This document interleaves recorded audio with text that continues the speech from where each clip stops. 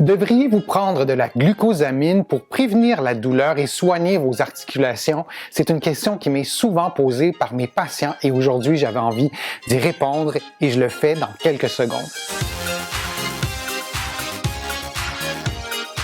Je suis Denis Fortier. Si vous êtes nouveau ici sur ma chaîne YouTube, je vous conseille de vous abonner en cliquant sur le coin inférieur droit de l'écran. Je vous invite aussi à visiter mon site web, le www.denisfortier.ca. Vous allez aussi pouvoir prendre rendez-vous en ligne en cliquant sur l'onglet. Je donne des consultations en ligne. C'est vraiment très simple et ça fonctionne aussi très bien.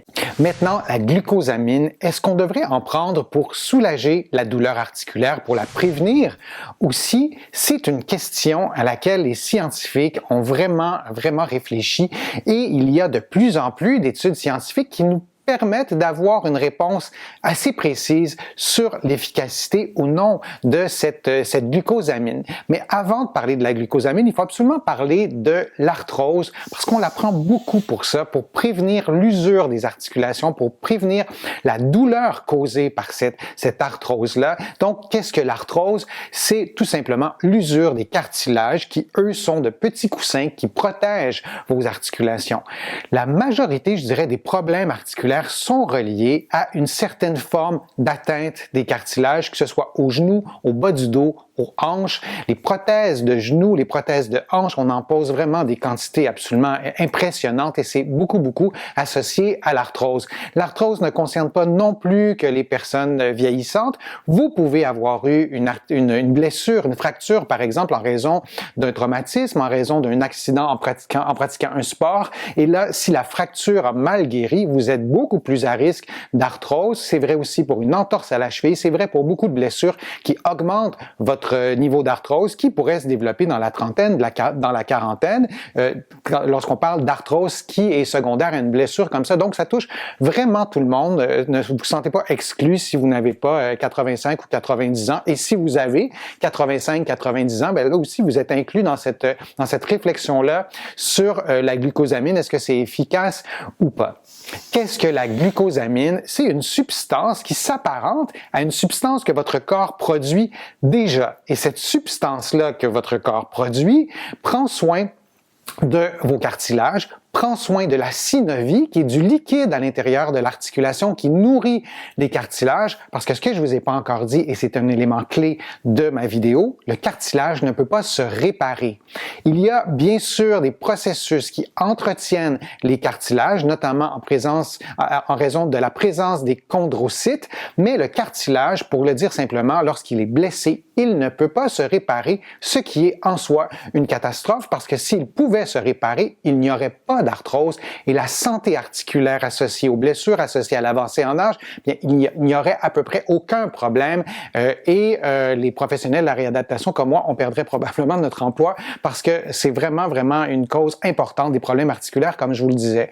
Donc, la glucosamine, c'est une substance qui s'apparente à une substance que votre corps produit déjà et l'hypothèse derrière la prise de glucosamine, c'est de se dire que si j'ai plus de cette substance-là ou une substance qui s'en apparente, est-ce que je vais pouvoir préserver la santé articulaire, la santé de mes cartilages? Est-ce que je vais pouvoir préserver la santé de la synovie, qui est ce liquide qui prend soin des cartilages? C'est un peu ça la logique de départ de la glucosamine. Si on veut donner une réponse courte à la question « Est-ce que la glucosamine est efficace pour soulager la douleur, pour prendre soin des cartilages? » La réponse, c'est oui. Ça, c'est la réponse courte. Il faut absolument élaborer un peu plus parce que sinon, on a une logique binaire et l'arthrose n'a pas une logique binaire. C'est un phénomène qui est complexe. Il y a plusieurs types d'arthrose, je vous en parlais, mais il y a aussi plusieurs types de glucosamine. Il y a un énorme marché de la glucosamine qui est extrêmement rentable. Il faut pas être naïf. Donc, il y a plusieurs produits qui sont faits à base de glucosamine et on y ajoute tout plein de produits qui leur efficacité de ces produits-là n'a pas été démontrée.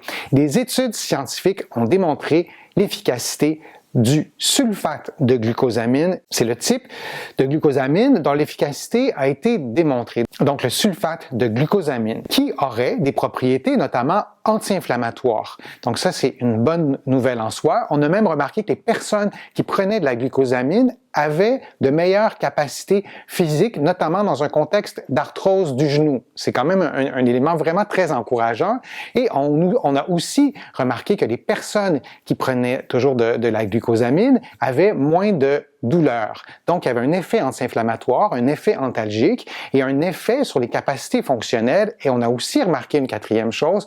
Par exemple, lorsqu'on a de l'arthrose, l'espace entre les os diminue. Puisqu'on n'a pas beaucoup de cartilage ou jusqu'à un certain point, on n'a plus de cartilage, bien parfois, les os sont très, très près l'un de l'autre. Par exemple, les os du genou ou les os d'une hanche, par exemple. Et en prenant donc de la glucosamine, on a remarqué chez certaines personnes que cet espace-là était augmenté.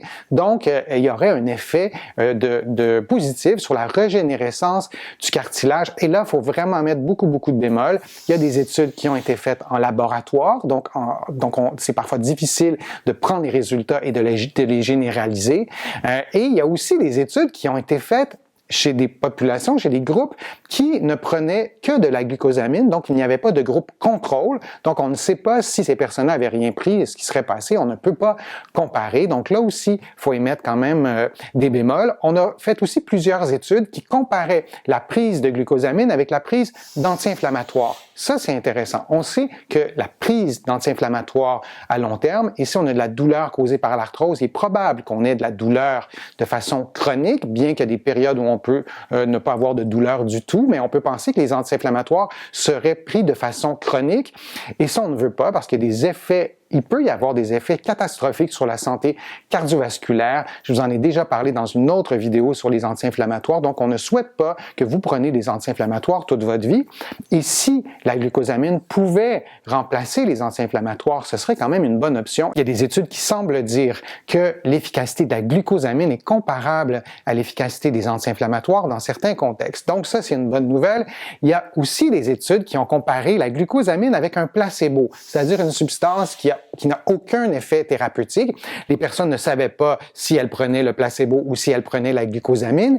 Et on s'est rendu compte, dans certaines études, que l'effet du placebo était identique à l'effet de la glucosamine.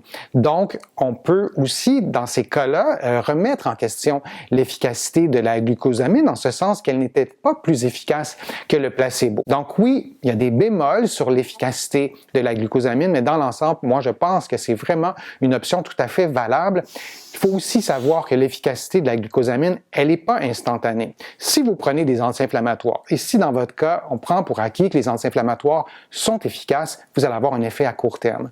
Dans un contexte de glucosamine, vous n'allez pas avoir un effet à court terme, ça c'est bien documenté, on parle de quelques semaines, quelques mois, ça dépend d'une personne à l'autre, mais c'est un effet quand même un petit peu plus à moyen terme, il faut se souvenir de ça. Il faut se souvenir aussi qu'il y a des effets indésirables de la glucosamine, et ça, on n'en parle pas souvent. Par exemple, diarrhée, constipation, nausées, il y en a d'autres. Donc, de tenir compte aussi qu'il peut y avoir des effets indésirables. Donc, si vous en prenez, bien, soyez à l'écoute de ça, et si vous remarquez des effets indésirables, parlez-en à votre médecin pour voir si c'est une bonne idée que vous preniez de la glucosamine. Et d'une façon ou d'une autre, moi, je vous encourage d'en parler à votre médecin, d'en parler à un professionnel de la réadaptation si pour vous, c'est une bonne option de prendre de la glucosamine.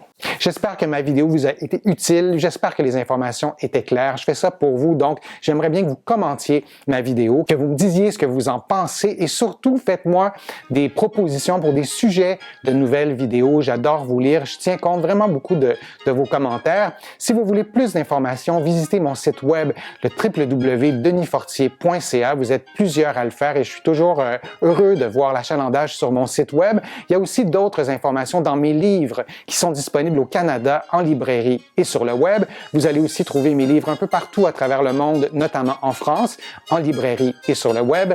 Je suis Denis Fortier. Je vous remercie beaucoup. À bientôt.